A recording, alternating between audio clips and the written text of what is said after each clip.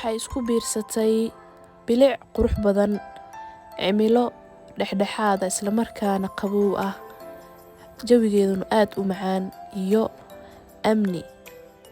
Halkani waxay ka tirsan tahay degmooyinka ugu bilicda qurux badan isla markaana loo dalxiiska tago ee ku yaalo magaalada Muqdisho.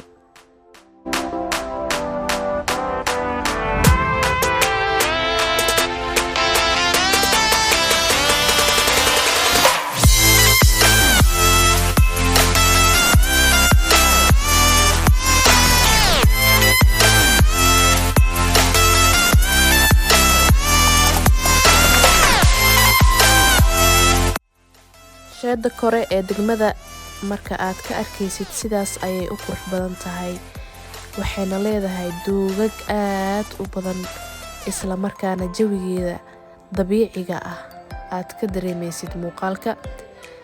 Waxaan u soo dalxiis tagnay aniga iyo familka in aan ku soo ciidno. Badanaa anaga ciidihii magaalada Muqdisho badanaa waxaa loo badan yahay meelaha ilmaha ay ku ciyaaraan, meelaha dabiiciga naturalka ah, meelaha magaalada ka baxsan. Degmadan waxay ka baxsan tahay magaalada xoogaan ee u jirtaa.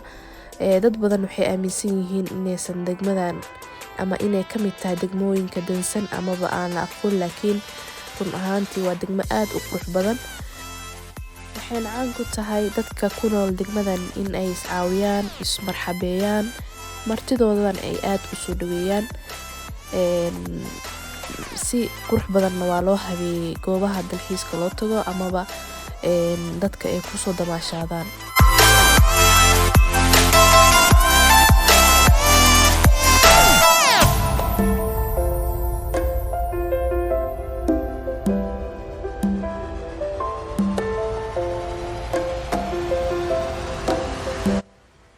Hadda waxaan soo gaarnay goobihii caruurta ay ku ciyaarayeen. Marka hore waxay ahayd meelaha doogaga ah, haddana waa goobtii caruurta ay ku ciyaarayeen. Run ahaantii alaabaha qaar oo meesha yaalaan caadi ani ahaan ii soo jiiteen oo aan uga helay. Waxaa yaalo waxyaabo qalabo dhowr ah oo ilmaha ay aad u xiiseynayaan, ay ku ciyaarayaan. Yacni qarashna aanan lahayn oo yacni lacag lagaaga qaadanaynin. Sidoo kale isdhexgalka caruurta degmadan yacni aad ayuu cajiib u yahay. Ma arkaysid ilmo kale ku saqajaamayo ama dilaayo. Sidoo kale waxaa waaye ilmaha way isu tanaazulayaan marba qof ayaa ciyaarayo. Sidaa ka dareemaysiin goobtan yacni caruur badan ayaa joogaan oo ku damaashaadayo.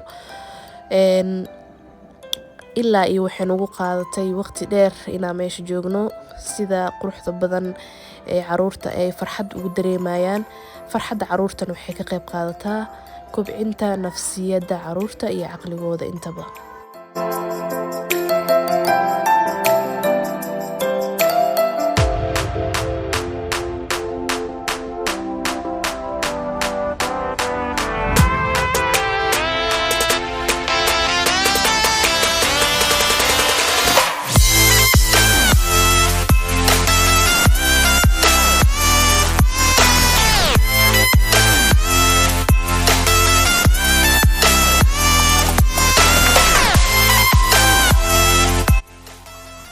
Haddaba degmadan maanta idinkaga soo sheekeynayay dad badan waxaa laga yaabaa inay isweydiinayaan degmadan waxaa loo yaqaanaa degmadii kalgaceelka, degmadii kalsoonida, degmada soo dhaweynta, degmadii cagaarneed, degmada kaxda.